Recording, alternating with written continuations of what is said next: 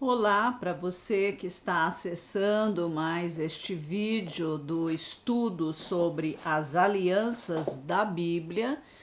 Seja bem-vindo, né? Exponha-se aqui ao nosso estudo. Você pode aí também dar o seu like, ficar conosco até o final. E se você não é cadastrado no nosso canal, por favor, cadastre-se. E você estará recebendo vídeos com conteúdos relevantes para a sua edificação espiritual.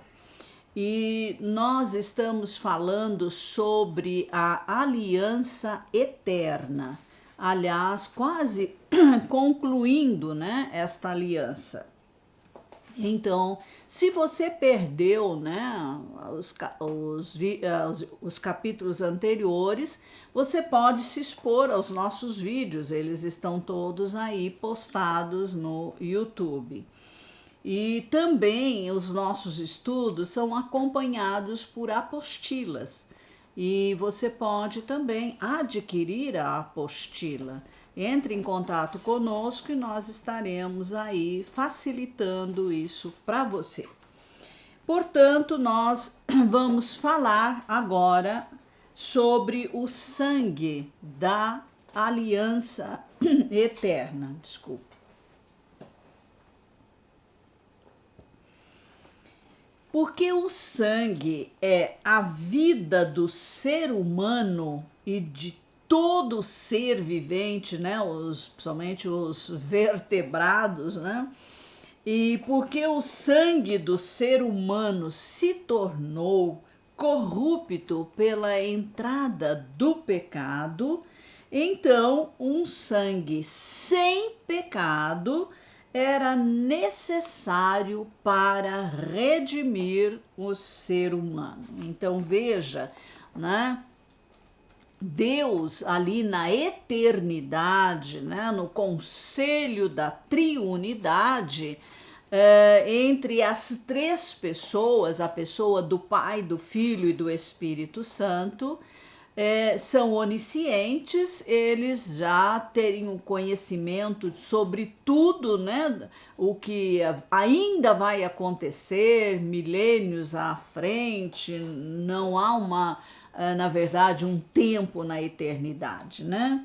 Na eternidade tudo é presente. E Deus tinha o seu plano de criação. E dentro da criação de Deus, Deus criou o ser humano. Deus criou o primeiro homem, Adão. Estamos falando de Adão para cá, da descendência de Adão para cá.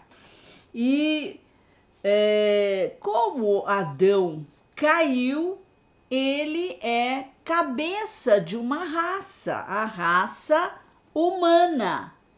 E a partir daí, o pecado de Adão foi imputado a toda a sua descendência. Então, todos os descendentes de Adão já nascem em pecado, ou seja, o pecado da raça já está no espírito do ser humano. E esse pecado precisava ser redimido. Né? Então, e há uma maneira legal que Deus mesmo estabeleceu para que isso acontecesse. Então, era necessário que ali na triunidade, uma das três pessoas seria o remidor, seria o Filho de Deus que viria à Terra num corpo humano para redimir a humanidade toda caída no pecado.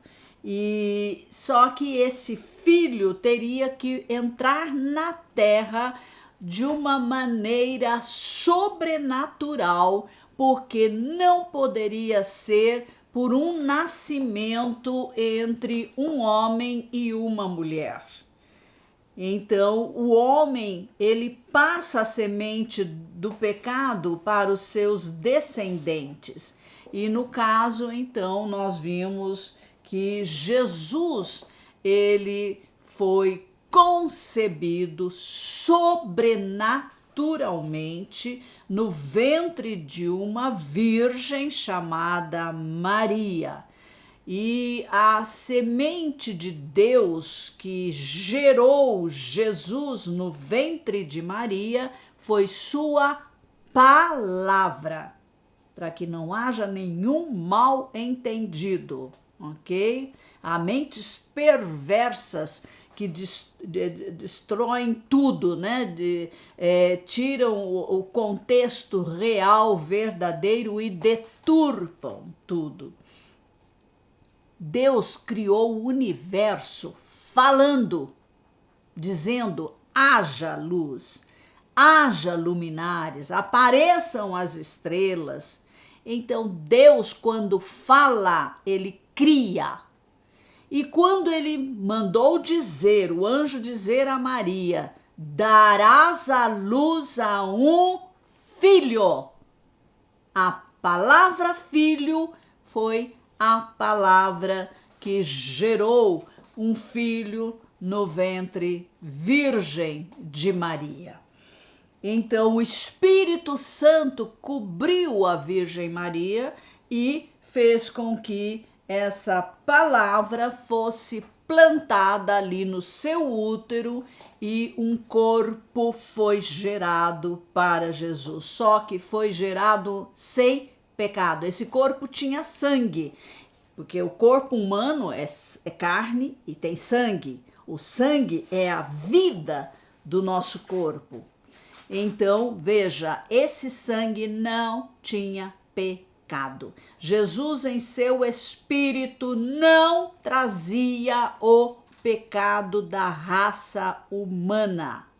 Ele nasceu sem pecado. Portanto, poderia ser, sim, o nosso remidor. Porque o remidor, ele tem que ser parente, né? Próximo do homem, e tem que ser aí capacitado numa vida santa para poder pagar o preço no lugar do homem pecador. O sangue de Jesus foi derramado como agente purificador do pecado. Este sangue era sem pecado, portanto incorruptível, bem diferente dos sacrifícios de animais que eram também, né, levados lá no Santo dos Santos e aspergidos sobre a arca, né, o tampo da arca da aliança, e isso tudo apontava para o sacrifício do Filho de Deus, o Senhor Jesus Cristo. E este sangue que está em Cristo hoje lá no céu, Jesus é o homem perfeito, o homem glorificado, ele tem um corpo glorificado. E este homem perfeito, à destra do trono do Pai, é realmente o sangue da aliança eterna. Você vai ter todos os textos que fundamentam as nossas afirmações na apostila.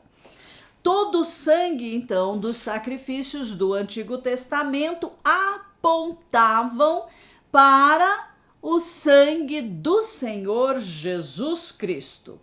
Jesus é o Cordeiro que foi imolado desde a fundação do mundo, tanto quanto antes da fundação.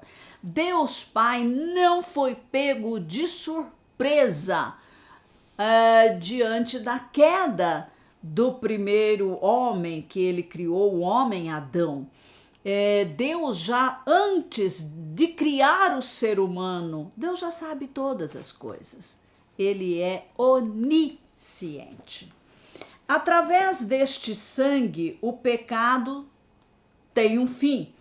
A transgressão é extirpada, a iniquidade é purificada e os céus e a terra serão purificados totalmente da presença de Satanás e suas hostes. Não vamos esquecer que o Satanás antes era o Lúcifer, um anjo, um querubim lá no céu e que contaminou o céu com o seu pecado também.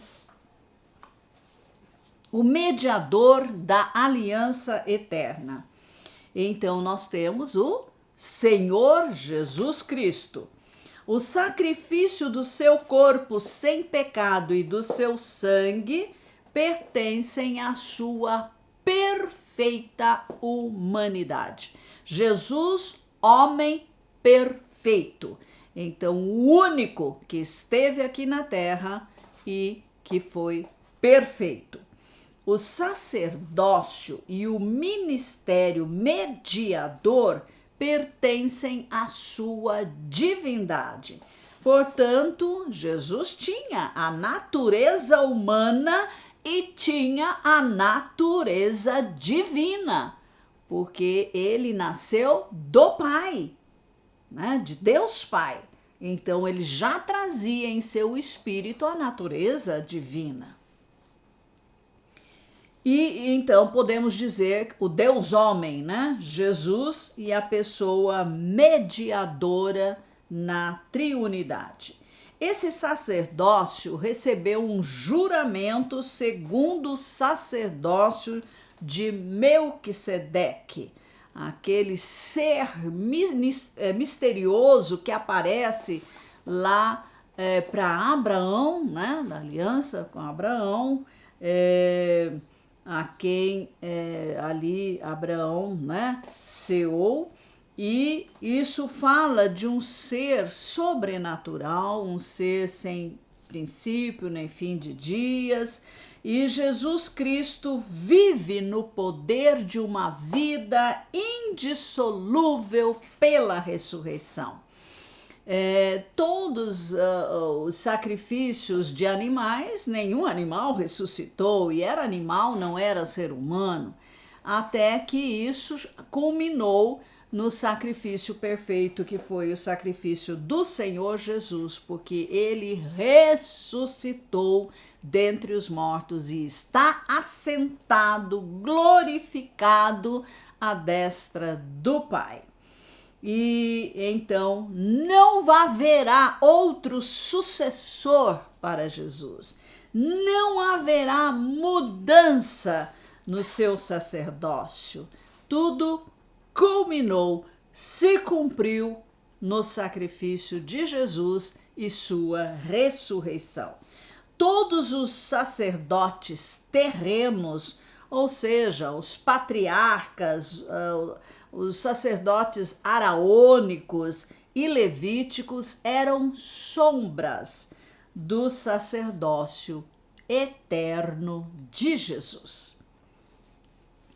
Estes que eu citei eram temporais, mas o sacerdócio de Jesus é eterno, porque ele faz parte da triunidade. Jesus é o nosso Melquisedeque, o rei sacerdote da aliança davídica e o cumprimento da nova aliança. E vamos olhar na parte da mediação, né? A igreja. Vamos ver por que a igreja também é mediadora. Porque a aliança eterna diz respeito à redenção de todo aquele que crê e obedece, tornou possível o sacerdócio do corpo de Cristo, que é a sua igreja. Então, Jesus se coloca como cabeça e a igreja como seu corpo. Então, cabeça e corpo estão unidos, estão ligados um ao outro, assim como acontece no corpo humano natural. E então a igreja, ela constitui constitui também um sacerdócio segundo a ordem de Melquisedeque.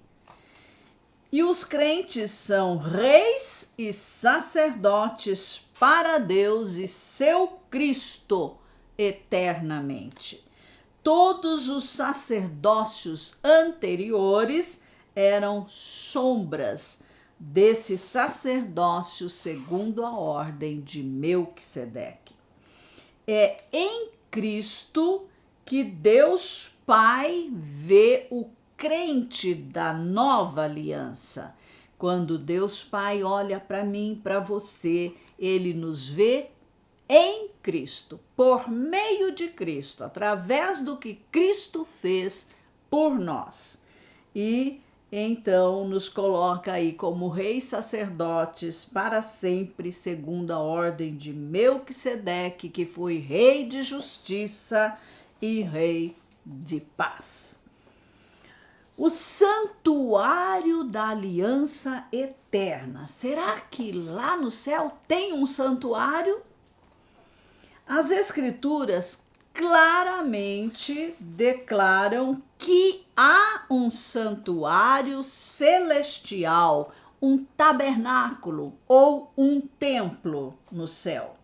Os santuários da terra, em outras alianças, eram somente sombras do verdadeiro santuário celestial que Jesus construiu e não o ser humano.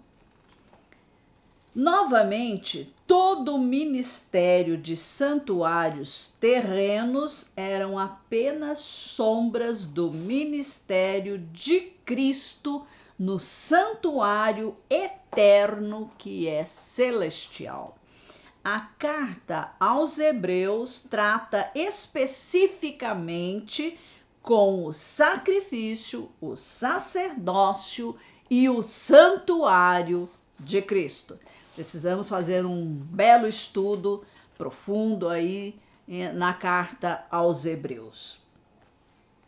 O último e eterno tabernáculo de Deus e a habitação dos redimidos será a cidade celestial, a Nova Jerusalém. Nela estão o trono de Deus Pai e do Cordeiro, os realizadores, portanto, da aliança eterna. Esta é a cidade, Apocalipse 21, 22 fala desta cidade. Esta é a cidade que Abraão, Isaque e Jacó viram de longe, por fé.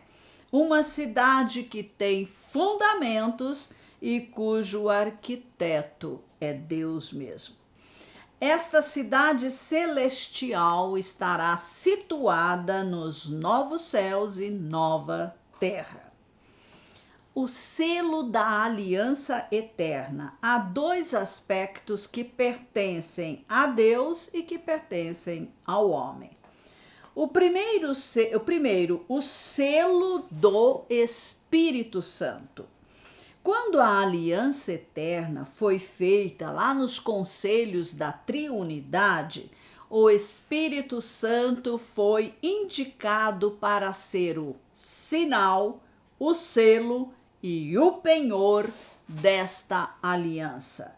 Portanto, o Espírito Santo é referido como a promessa do Pai, o Espírito da promessa, o selo, o penhor e as primícias.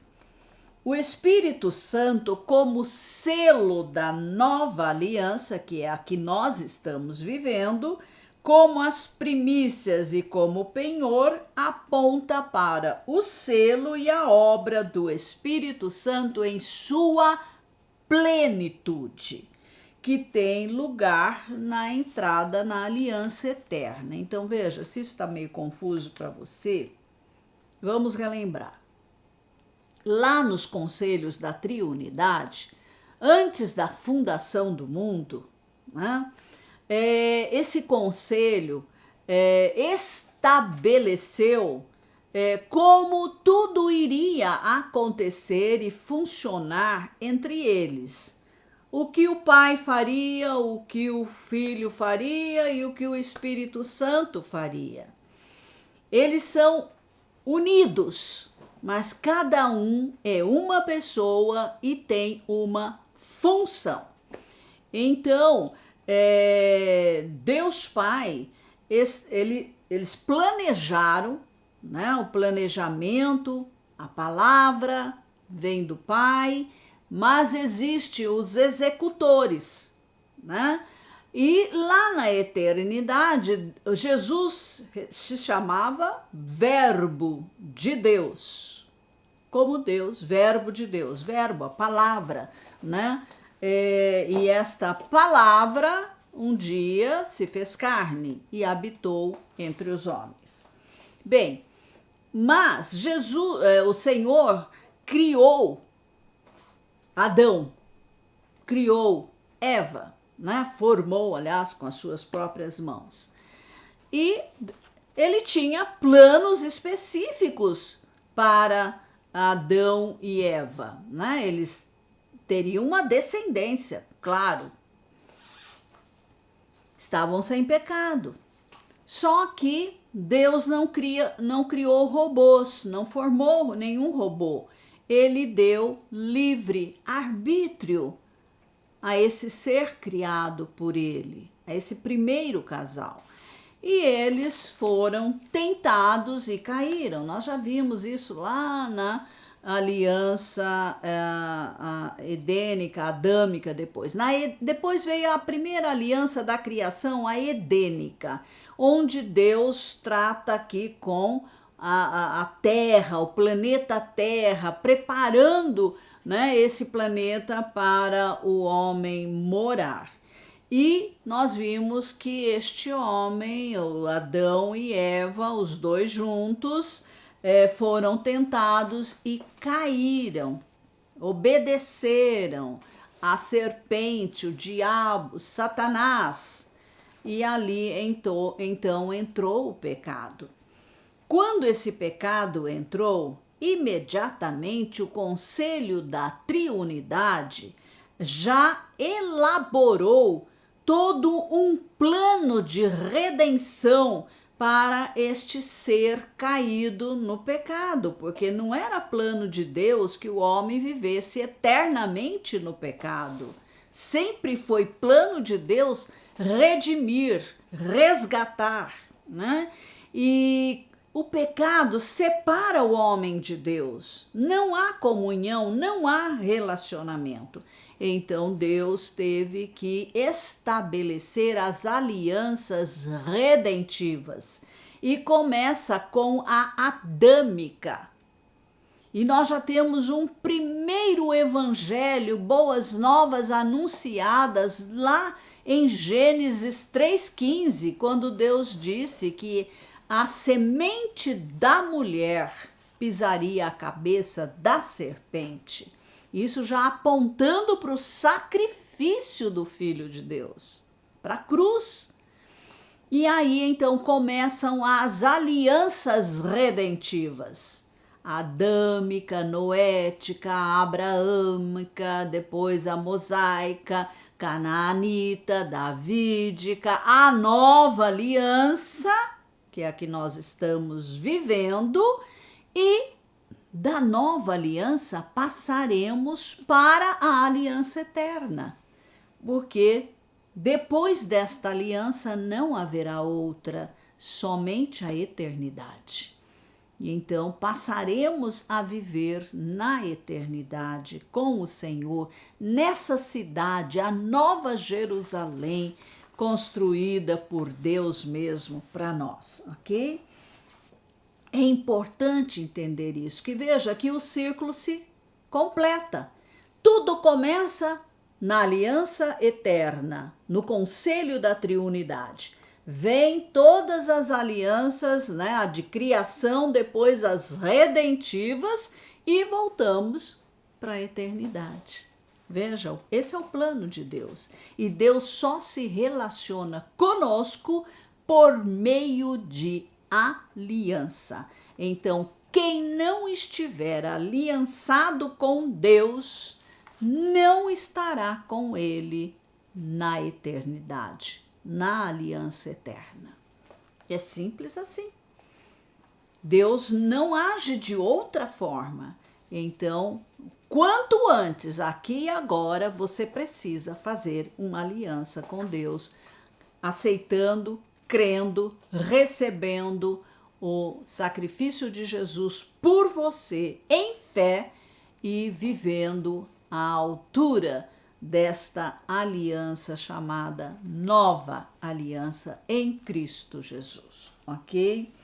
E aí então você vai fazer parte do corpo de Cristo, né? Jesus tem um corpo e esse corpo é formado por todos aqueles que creem nele e que vivem a vida cristã à luz da sua verdade, de todas as suas palavras, as diretrizes que vêm dele para nós.